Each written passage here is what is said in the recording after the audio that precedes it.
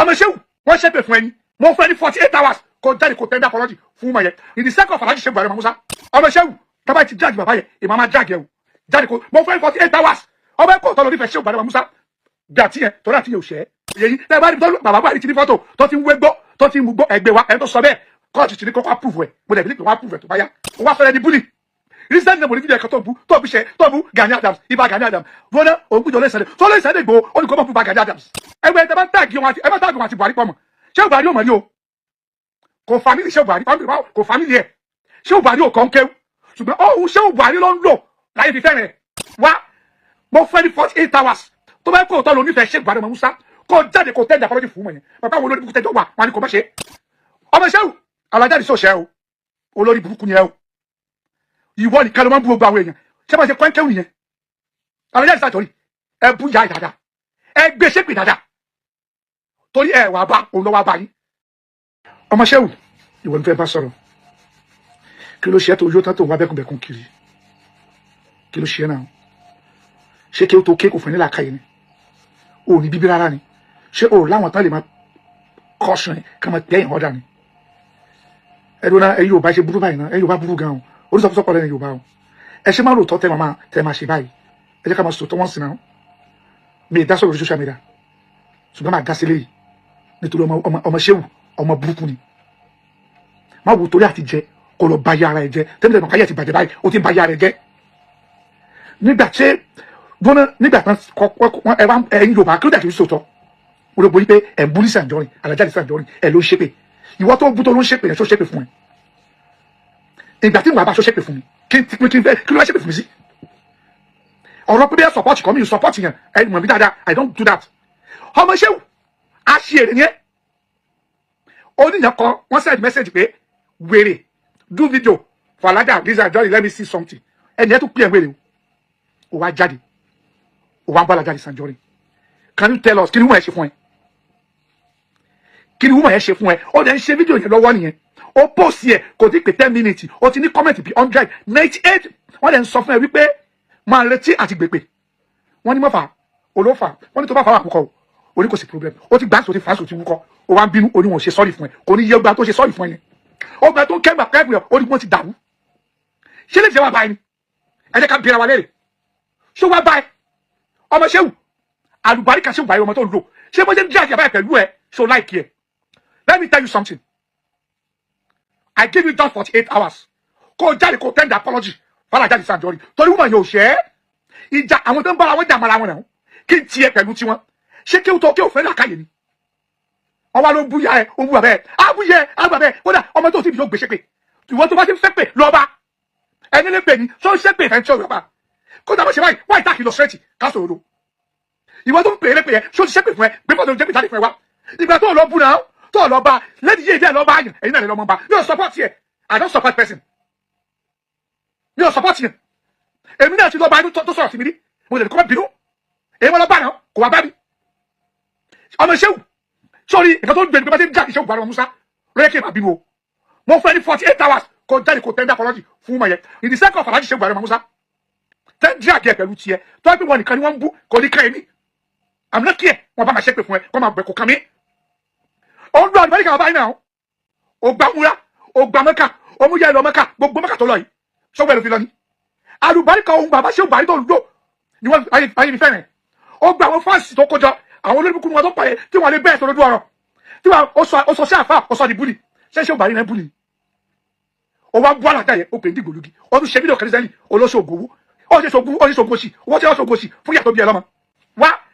mo fẹ́ ní 48 hours tó bá kó tọ́ lọ nífẹ̀ẹ́ Shehu Buhari Musa kó jáde kó tẹ́jà fọlọ́jì fún wọn yẹn bàbá wo lórí burúkú tẹ́jọ́ wà wọn ni kò má ṣe ẹni fídíò tí bá ti drag yẹ tí bá ti lè forúkọ àbáyé sí màmá drag yẹ o lọ bèrè mi dáadáa èmi ìta ìnípa àyànjá tó bá ní ṣe dájú drag báyẹ ọmọ Shehu màmá drag yẹ o màá drag yẹ màá drag bàbá yẹ o I don't use to do that má gba àbùkù lọ bá àbáyẹ má sọ rẹ di ọmọ jẹku ó pè kó dajẹ ó pè yóò dajẹ ó bá ìgbìgbà ó gbé bá bẹ wàlé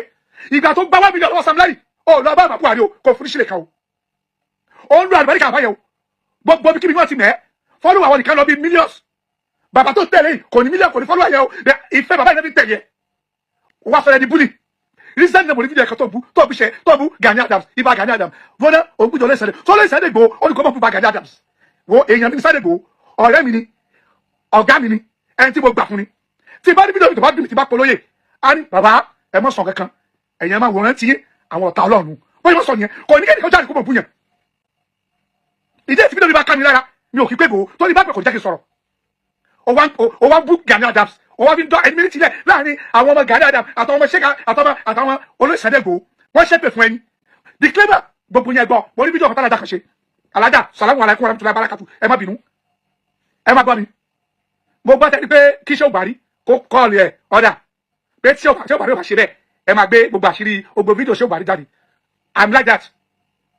mo like ẹ̀ bẹ́ẹ̀ nínú fídíò ìpínlẹ̀ sọ pé ṣé ògbàrí bú àwọn onígbó ìyẹn bí yẹn ni wàhálà mi ká lè fi níbi 20 mo dẹ̀ bílẹ̀ pé nǹkan tó tọ̀nà ni káàkọ́ òṣèwádìí pé ẹ mọ̀ mú gbó tẹ bá mú gbó orí yóò yìí but wọ́n pé ìmí wá wá o tẹ ẹni tí ṣé ògbàrí ti gbìyànjú jìbìtì ẹ pílì ẹ̀ jáde èmi ká máa ń gbẹ́rù sí bàbá ìsọ̀rọ̀ sí ṣé ògbàrí Musa wọ́n ṣe òkan jà fáàmì tó wọ́n yẹ ká tí mo gbà fún tó bàbá ìsọ̀rọ̀ sí wọn ìgbà tó ṣe nǹkan tí ò da nígbà ọ̀rọ̀ tàwọn àwọn àjàbí àgbẹ̀ kílẹ̀ sásàlì mo dá sí fún wọn mo bá wọn sọ̀rọ̀ tẹ bá rí tàbá ti fẹ́ yàgò wọ́n yà ìyàwó níyàwó lálẹ́ ẹgbẹ́ jáde má bá yí kàdú sí má bá yí sọ̀rọ̀ sí bàbá sí Buhari tó yà pé mi mọ̀ yẹn àrẹ àmúlálẹ́ ni ẹyọ kan oṣù báyìí lóní ó dẹ̀ ti fẹ́ kẹ̀ ti pẹ́ ó dẹ̀ máa ń sọ wá sí pé ẹyọ ọkùnrin tágbàlẹ̀ òkè kó fẹ́yà ó ti ìtọ́jú ìyàwó ẹyọ kan ó tún lọ ń fẹ́ kejì ó jí àwájú Ọlọ́run ó máa ṣe wá sí pé ṣùgbọ́n tẹ́wá nìta ó ti ṣe kinní ó ti yàwó yàwó yálẹ̀ ẹ bá ló bá yẹn jà nítorí owó ó ní láìtì kò ní máa fẹ́ fún káwọn àfa àkànkàdé táǹgbẹ́rù lu wọn ẹ tó wá látòrí lọ ní kẹwàá ní kó pa 10,000 kájà pín 5,000 kò lè possible àfa máa ń kọ lórí ìyẹn pé olùṣiṣẹ́ ẹ jẹ́ kó dà mọ́wó délé òun lẹ́bí ńlé tó bá yàrá ìtìyẹn ó gbé fídíò ó mú gbó lè fẹ́ sọ tẹ́ ẹ bá ti rẹ́ẹ̀dì ẹ mú jáde wọ́n lórí wo mú gbó ọba àlú mi ni ẹ̀rí wà báàrí lẹ́nu ẹ̀ ó ń wé ó mú gbó náà nìyẹn ẹni tí òun kì í mú gbó ìwé gbó kò yẹ yín tẹ́ bá rí bàbá Buhari ti ní fọ́tò tó ti ń wé gbó tó ti ń mú gbó ẹgbẹ́ wa ẹ̀ tó sọ bẹ́ẹ̀ kóòtù ti ní kókó approve ẹ̀ mo dẹ̀ bí pé wọ́n approve ẹ̀ tó bá yá ọmọ ṣẹ́wù alájáde sọ̀ṣẹ́ o olórí burúkú ni ẹ o ìwọ nìkan ló máa ń bú gbogbo àwọn èèyàn ṣé máa ṣe kọ́ńtẹ́wù nìyẹn alájáde sàtọ́rí ẹ bú yá dáadáa ẹ gbé ṣépè dáadáa torí ẹ wà bá òun lọ́wọ́ bá yín onídìgbò lùgìrì ṣọ́ọ̀bù ara ní ẹ̀jẹ̀ ni ṣọ́ọ̀bù yẹ ẹ̀jẹ̀ ṣọ́ọ̀bù abẹ́ ẹ̀jẹ̀ ni dìklẹ́mọ̀ wọn mọ̀ ẹgbẹ́ ẹ̀jẹ̀ bá táàgì wọn àti ẹ bá táàgì wọn àti Buhari pọ̀ mọ̀ ṣé Buhari ò mọ̀ rí o kò fámìlì ṣé Buhari kò fámìlì ẹ̀ ṣé Buhari ò kàn kéwù ṣùgbọ́n òun ṣé Buhari ló ń lò láyé fífẹ́ rẹ̀ àlùbáríkà ẹ̀jẹ̀ pọ̀ kì í ṣòwò nìkan àìmọye àwọn afá lẹ́nu fún bàbá Buhari fi ṣe lẹ́ṣọ̀ táyé dẹ̀ fẹ́rẹ̀ wọn gbogbo ẹ̀ tó bá lẹ́ẹ̀kì òun àfá ṣé Buhari kò sábà tó lè máa lòun ṣé Buhari tẹ́ẹ̀ ní wípé ó máa fọ́lù ẹ̀ òun ló ń lò ó gbọ́ àwọn tó ti ẹ̀jọ́ máa kéwù bàbá tí àwọn máa ń kó jáde kiri tó ń jáde fẹ́jọ́ lọ Ìbàdàn lọ Abẹ́òkúta lọ Kaduna lọ Kánò àlùbáríkà tó máa ṣẹ́wù gbà kò sí tó ti rí ìgbà gbogbo wọn àdẹ̀jẹ́ lọ sí ẹ wọ́n gbà pé Ọlọ́run gbà bẹ́ẹ̀ fún wọn ni ó lọ múra lọ́fẹ̀ẹ́ ó gbà jù lọ́fẹ̀ẹ́ ó tún gbà fún yẹ lọ́fẹ̀ẹ́ lára bàbá àtàrà bàbá yìí náà ni ó lọ Cairo ó gba visa visit Cairo ó lọ Cairo ara bàbá yìí ni ó ti fi ọ̀rẹ́ ní bàbá yìí àwọn bàbá yìí ó ti fi gbalẹ̀ gba gbogbo ẹ̀ gba olóṣèlú ó ti fi gba 1 million lọ́wọ́ àgbègbè recently ara àlùbáríkà bàbá yìí ṣùgbọ́n ó lọ kí bàbá yìí gbogbo ṣùgbọ́n àwọn tó ní ìsìn pé kò gbé kò gbé ọjọ́ kan máa jáde bàbá yìí lórí ọ̀rọ̀ tó kẹ̀ Chelsea wà báyìí ṣó ṣépè fún ẹ rí ni kí n tiẹ̀ pẹ̀lú tiẹ̀ àwọn tó bá àwọn dààmú ara wọn náà kí n tiẹ̀ mo ti fẹ́ dé ẹ̀sùn bàbá ṣé ò bá rí láì mọ iye tẹ́ẹ̀mẹ́tẹ́ mẹ́rin ní last year lọ́dún náà kọ́ bàbá yìí ti wọ́n yẹn so many times pé kí n tiẹ̀ kọ́ mo bá wọn yẹn lẹ́nu ṣé àbákú táàdì bàbá jà lórí social media àwọn àfáà ni wọ́n bára wọn jà bó dẹ̀ ṣe wà nìyẹn that is a business partner orogún òwò náà bára wọn ṣe kò ká ọ́ náà kí ni ìtakọ̀ bàbá jáde sí gbogbo ẹ̀yin tẹ́ bá ń bú àbá Buhari tẹ́ ń já àbá Buhari mọ́ ẹ jọ mo bẹ̀ẹ́ pẹ̀lú orúkọ lọ́hùn bàbá ò mọ̀ rí kì í sọ bàbá ò kàn kéwù ó kàn tàpá ara àlùbáríkà bàbá ló fi ń jẹun kiri ọmọ ṣẹ́wù mo fẹ́ ní 48 hours dáàdì kò tẹ́ndẹ̀ apology fọlájà yẹn bàbá ní kò mọ̀ ṣe àtiwọ́ àtàwọn ní kẹ́ mọ̀ ṣe kò ní yẹ ogbó yín bẹ́ẹ̀ ṣe wò mí mi ò kí ṣàtà àlàjáde Sanjori ìyàwó olúlé ni fáàsì ẹni ọmọ bíbí mi fáàsì ẹni ọmọ mi nígbà kan tó wọ́n fi rízì àjọ ìlẹ̀ dáàdì yẹn kó kọ́ mi lọ́mọ láìfù tiẹ̀ kò kàn mí tí ìgbà tí wọ́n bá kò lè gbé mi ṣẹ́pẹ̀ ọmọ ṣẹ́wù tábà ti jáde bàbá yẹn ìmọ̀ máa jáde ẹ̀wù jáde kó mo fẹ́ 48 hours ọmọ ẹ̀kọ́ tọ́lọ́ nífẹ̀ẹ́ ṣẹ́wù bàdàbà Musa bí àti yẹn tọ́lá àti yẹn ò ṣẹ́ o tún lọ ní jìbì ó ṣe ògbówó ó ní ọjọ́ sọ̀kù ṣe fún ìyàtọ̀ bí ẹ lọ́mọ ó ní sọ̀kù ṣì fún ìyàtọ̀ bí ẹ lọ́mọ bí o fẹ́ kọ́ wà ní ọkọ̀ jù I give it just 48 hours tell the apology fún àti yẹn tọ́lá àti yẹn ò ṣẹ́ kọ́ tó bá ti ṣe ẹnu tó bá ti ń jáde tó bá yẹ dákọ̀ àbáṣe Buhari kò kàn mí ẹ̀fọ́ ìjákọ̀ fáyẹ àmà jáde ẹ̀ o àwọn sàlámù àlékún àmì tùláì